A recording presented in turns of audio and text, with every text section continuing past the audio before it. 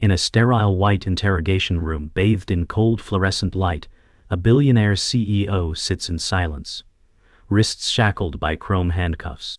His tailored navy suit is pristine, yet his composure is fractured, eyes locked on a small girl across the table, no older than 6. Her face mirrors his in uncanny ways, but her expression is blank, unfamiliar. He doesn't speak. Neither does she. A storm of paparazzi flashbacks and corporate headlines swarm his memory. Time magazine covers, shareholder victories, keynote spotlights. Yet none of it matters now. The silence thickens, not with fear but with something heavier, recognition. She clutches a toy rabbit, her only shield. A female officer shifts uncomfortably in the corner. The CEO blinks, slow and broken. "Is she mine?" he finally asks. The girl tilts her head but doesn't answer. Outside the one-way glass, lawyers and executives murmur, but the truth has already detonated inside the room. The empire cracked in a whisper, not a roar. Outside the glass, the press swarm like hornets. Camera flashes streak the dusk sky as security holds the line. Inside the towering headquarters of Luxem, the company he built from nothing, a silent TV plays a news loop.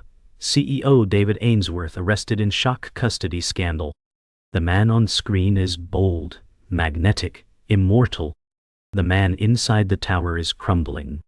David sits alone on a steel bench in a private detainment suite, head buried in his hands.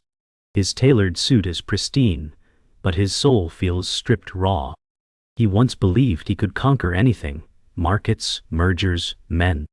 But in all his calculations, he'd forgotten one equation: her. And now, a child he never knew existed stares back at him with her mother's silence. As the door clicks shut behind him, the echoes of clicking heels fade, and he is alone again. Not just in the room, but in the truth. His empire doesn't need him anymore. But she might. Flashes erupt across the penthouse windows like lightning, journalists below scrambling for a glimpse of scandal. David stands at the glass wall of his 90th floor residence, overlooking the empire he once commanded. Every screen in the room buzzes with speculation, betrayal, headlines spinning out of control. He doesn't touch them. Instead, he stares at his reflection, fractured in the tempered glass. Behind him, untouched whiskey and a shattered photo frame lay sprawled across the marble floor. It had been her photo, the only one he'd kept. The child's face haunts the edge of his memory now, so close to his, yet untouched by his world.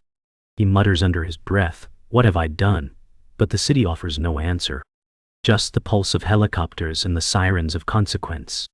The man who once had everything stands alone, grief in his chest, silence in his soul. On the edge of the skyline, sirens scream through a twilight storm. David is transported in a blacked-out SUV, wrists still marked red from the cuffs.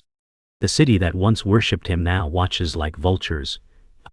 Flashes of his billboards, brilliant, grand, stare back with cruel irony. His driver says nothing. Neither does he. He watches a mother and child cross the street at a light, hand in hand. The image hits like a blow to the ribs. Her, then, and the daughter he never knew. He breathes shallowly, lost in 1,000 what-ifs. His empire had no space for mistakes, no patience for uncertainty. But this child was not an error. She was a secret, a consequence he never faced. Until now. The SUV turns down a tunnel, and the city lights vanish. Darkness swallows him whole. The voice echoes over a black screen. He built an empire, but he couldn't save her. A final flash of light reveals the CEO in full, standing on the cover of Time, arms crossed, expression impenetrable. Freeze frame. Cut to the little girl's face, side profile, staring out of a hospital window. Raindrops blur the glass like tears. Her toy rabbit sits on her lap. Somewhere in the distance, a piano plays a broken lullaby. As the music rises, the two images flicker, him in a boardroom, her in a hospital chair. The world that crowned him king is unaware of the little girl whose life he never touched. The final shot, her hand pressed to the glass, his face reflected faintly in it, disconnected by time, power, and regret. The screen fades to black. Silence. A narrow grocery store aisle. Fluorescent lights flicker as a young boy, no older than 8, sits on an overturned crate. His sneakers are frayed, mismatched laces trailing like tired limbs. He clutches a crumpled school workbook, trying to focus amid the buzz of shoppers. From a distance he watches his mother, disheveled, proud, and desperate, pleading with the store manager for a job. Her voice is quiet but firm. "Just part-time. Nights, I can clean, stock anything." The manager shakes his head, distracted and indifferent. The boy doesn't cry. He's seen this before. But something shifts. His gaze hardens. That day, sitting between cans of soup and broken dreams, David makes himself a vow, one no child should ever have to make. "I'll never be this powerless again." No knight, no savior. Just resolve forged in silence. That moment became his origin story. Not glory, but shame wrapped in love. The sun sets behind cracked apartment blinds.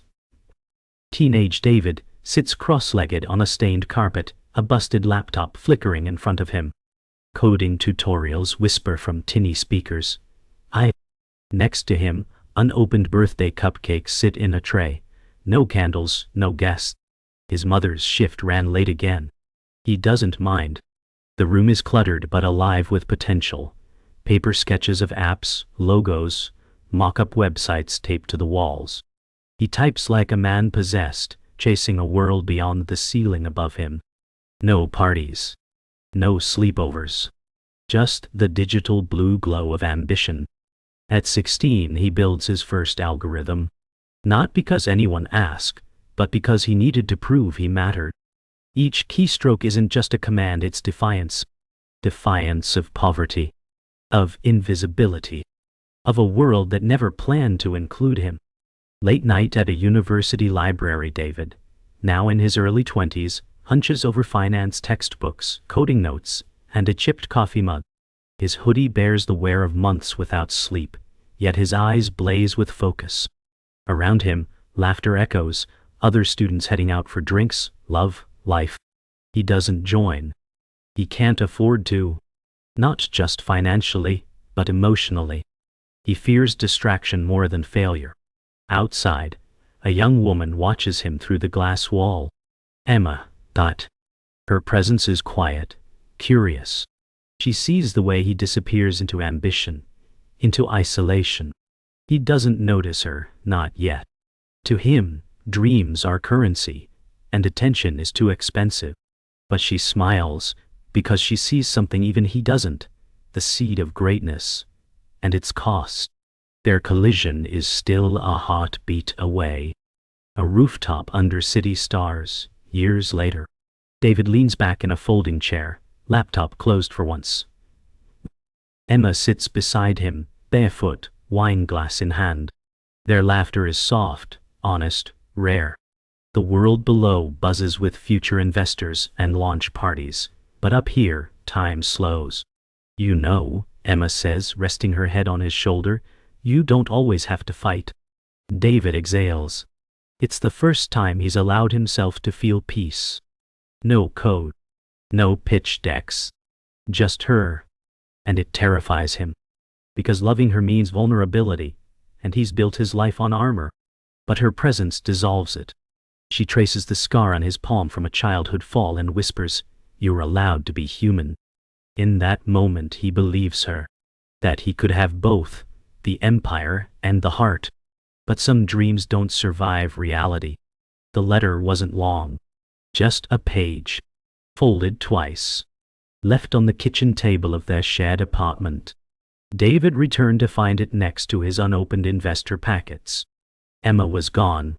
No forwarded number. No note on where she went. Just silence. And absence. He read the letter again and again, looking for a reason that wasn't written. "You chose the world," she had said. "But I couldn't erase one in it." At first, he thought she meant herself. Only later would he understand she meant someone else. Her final words bled through his mind for years. "Don't come looking for me." And he didn't. Not out of respect, but cowardice. Because in truth, he had already made the choice. The empire would rise. But love had walked out the door. And took something more with it. In a cramped one-bedroom apartment, the air hums with low whirs of old fans and startup energy. David, now 26, sits cross-legged on the hardwood floor, flanked by pizza boxes and glowing screens. Beside him, two scrappy co-founders debate server loads and UI bugs. His eyes never leave the code. He types like a man racing extinction. Post-it notes cover the walls, plans scrawled in furious ink. A single mattress in the corner serves as bed and whiteboard. They're broke, running on caffeine and delusion. But David's mind burns brighter than any doubt. "This works," he mutters. "This changes everything."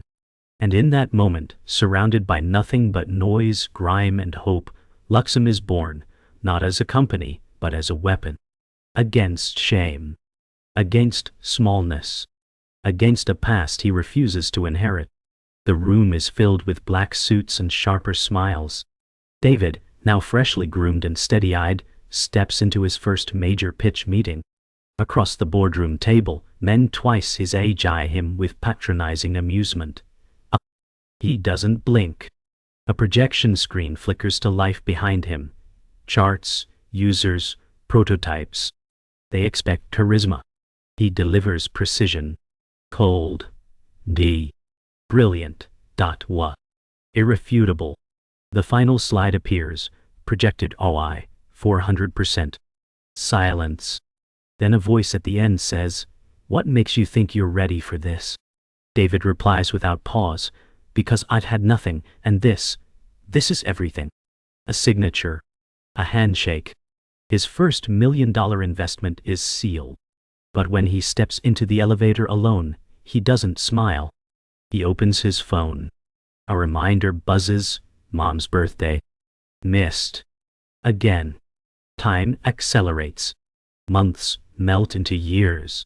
Screens flash brighter, rooms get taller, and the company soars. David's phone is a second limb. Meetings, mergers, markets. But birthdays blur. Old friends vanish. At a wedding, someone asks if he's still alive. Only digitally, he quips.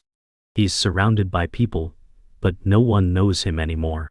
Emma's name still lives in his inbox, unsent drafts, unread letters. Sometimes, he rereads her last message. Not out of longing. Out of guilt. He wins every award, closes every deal, but each victory is quiet. Sterile. He buys a penthouse and fills it with silence. A party rages below one night. He doesn't go.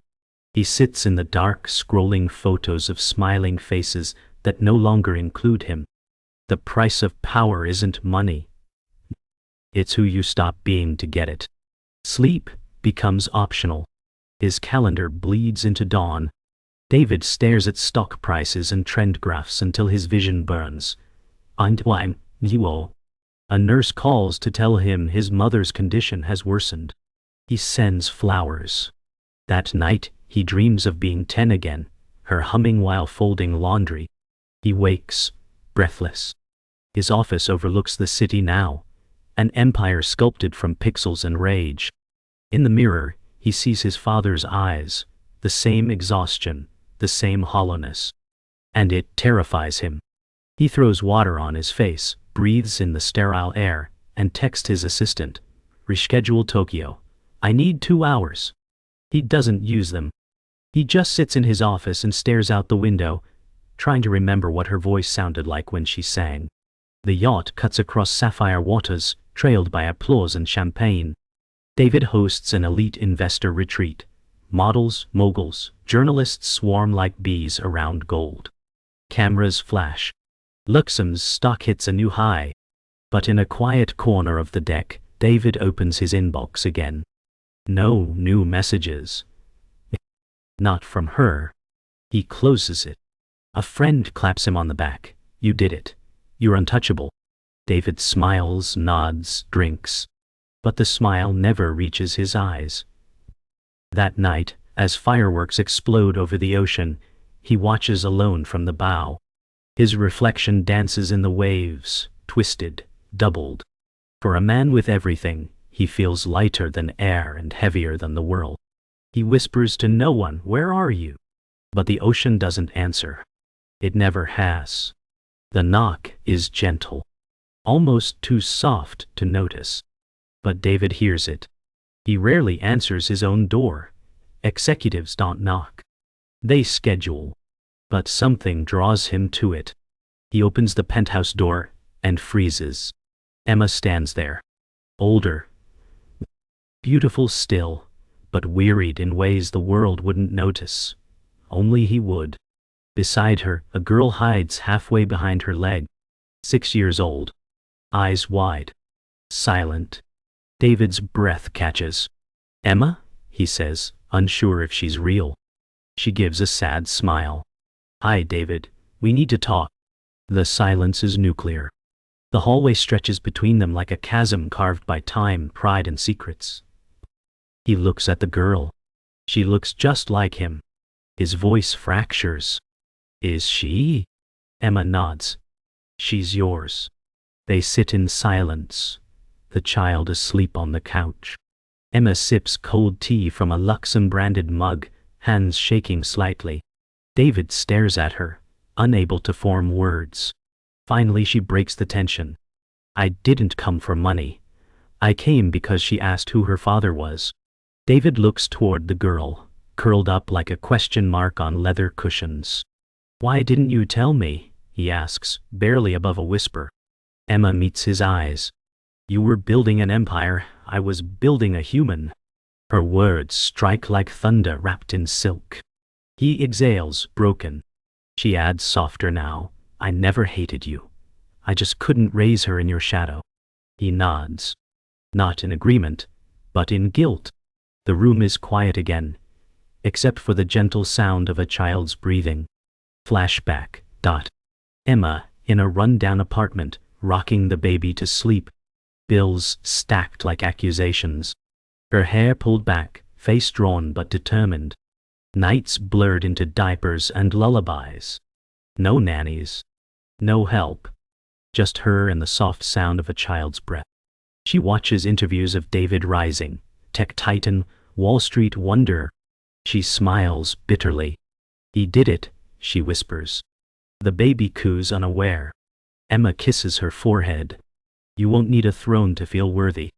She works nights at a diner, days at a library. Every dollar earned with blisters and love. Every tear wiped before her daughter sees. She builds a world, not perfect, but full of effort. And when her daughter asks where Daddy is, she simply replies, "He's in the stars." Like stories. But the truth was always closer. Now the lawyers arrive. Cameras swarm. Billionaire's hidden daughter splashes across headlines. David's boardroom becomes a war zone. Advisors urge a settlement. PR suggests denial. David says nothing. He watches the news loops, Emma shielding the child from paparazzi flashes. The child looks terrified. In the boardroom someone mutters, "This could cost us everything."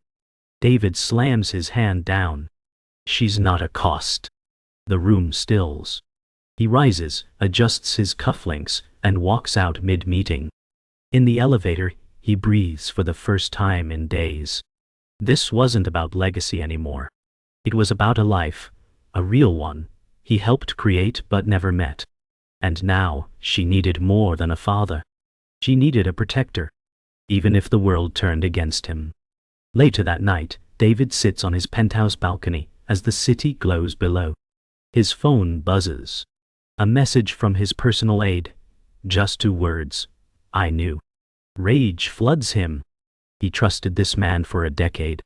The one person who saw everything, who managed every calendar, intercepted every personal call. He had known, and said nothing. David throws the phone, watches it shatter against glass and marble. Betrayal tastes like metal in his mouth. All these years, he believed the distance between him and Emma was fate. Now he realizes it was design. The empire was built on filtered truths, on loyalty wrapped in lies. And now it all unravels. Not with fire, but with silence. With knowing he was blind by choice. The boardroom is full. Cameras record from discreet angles. Journalists hover like vultures.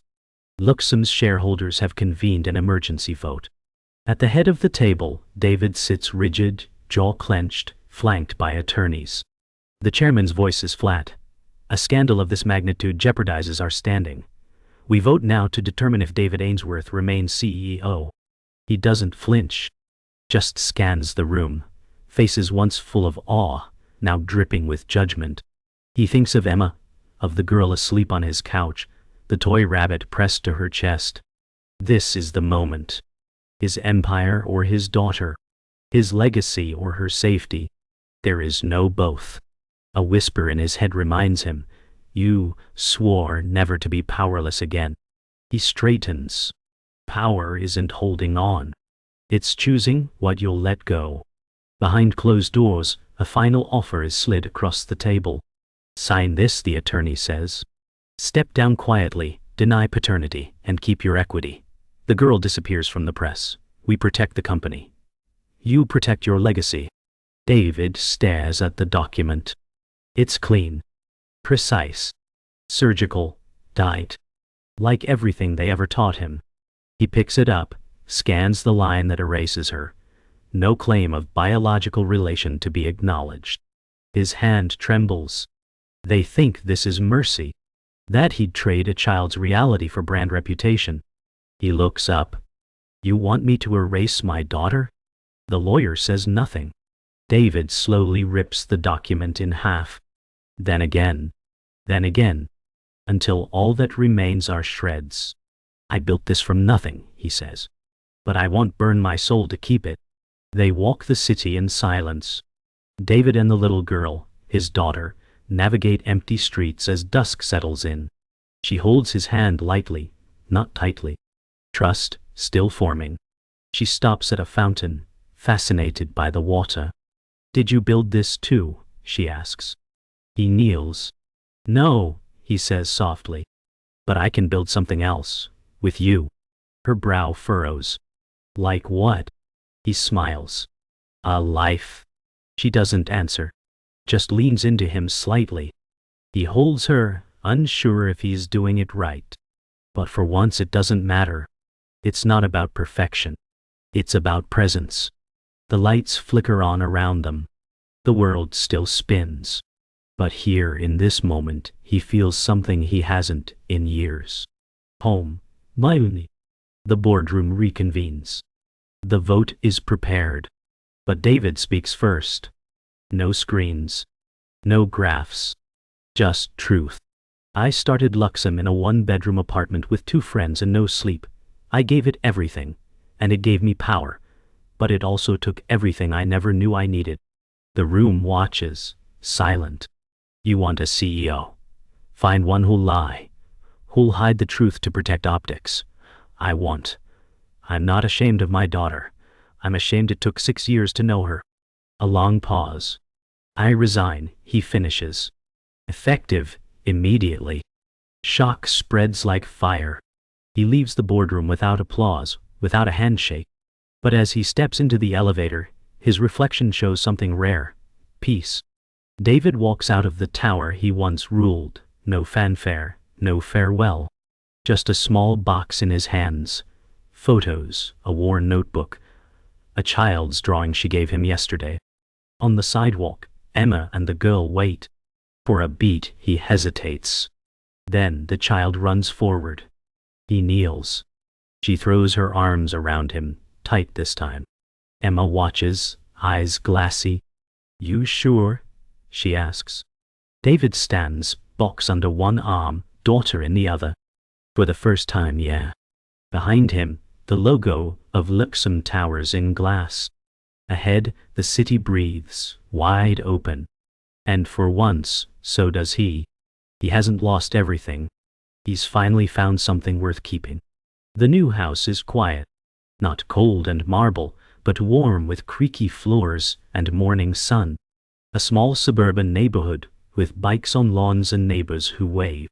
David stands in the kitchen, barefoot, flipping pancakes, burnt slightly, uneven.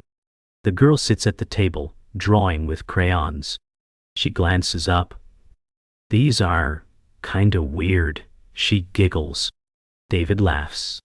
"Your dad's still in training." He sets down the plate with a chef's bow. Emma enters smiling softly, hair pulled into a casual bun. The room hums, not with grandeur, but with light. Honest. Untidy. Real. Dull. There are no assistants. No security. Just the clatter of dishes and the rhythm of a second chance. Here, he isn't CEO. He's just dad. And he's starting to like the sound of that. It's her first day at school. David kneels beside her at the gate, smoothing down her collar. Her backpack is almost bigger than she is. He fumbles over his words, nervous. "You've got your lunch, your bunny?" She nods. Then pauses. "Will you be here when I'm done?" His chest tightens. He nods. "Always." She studies him, serious. "Even if I mess up." He smiles. "Especially then." She grins and runs off, hair bouncing. David stands, watching her blend into a sea of backpacks and chatter. A bell rings. He doesn't leave right away. Just stands under the school's welcome banner, blinking away the tears he didn't expect. This is the kind of meeting that matters now. The one where he shows up. No slides. No scripts. Just presence. David sits at a park bench with a coffee in hand, watching families pass. Across the street, Luxem's new flagship store opens with fanfare. Balloons, banners, speeches. He's not on stage. A younger exec shakes hands, accepts cameras. A new era. He watches, not with bitterness, but clarity. The machine moves on. It always does. His phone buzzes, a reminder for board QQ4 strategy. He deletes it. Then a text from Emma. She got an A in reading. She's excited to tell you. He smiles. Closes the phone. Looks up at the sky. He doesn't miss the empire. He misses nothing. Because for the first time his success isn't measured in growth charts or market shares. It's in moments. In little victories. In a child's joy. The only stock that matters now is time. The treehouse isn't perfect. The wood is uneven, the nails slightly crooked. But David and his daughter sit inside it like it's a castle. Their laughter echoes through the backyard. He wipes sweat from his brow and holds out a hammer. "Your turn." She pounds in a nail with glee, missing twice, then gets it right. "Teamwork," she says proudly. "Exactly," he replies. Emma watches from a porch swing, smiling as dusk settles in. There's paint on David's shirt, twigs in his hair. But he's never looked more alive.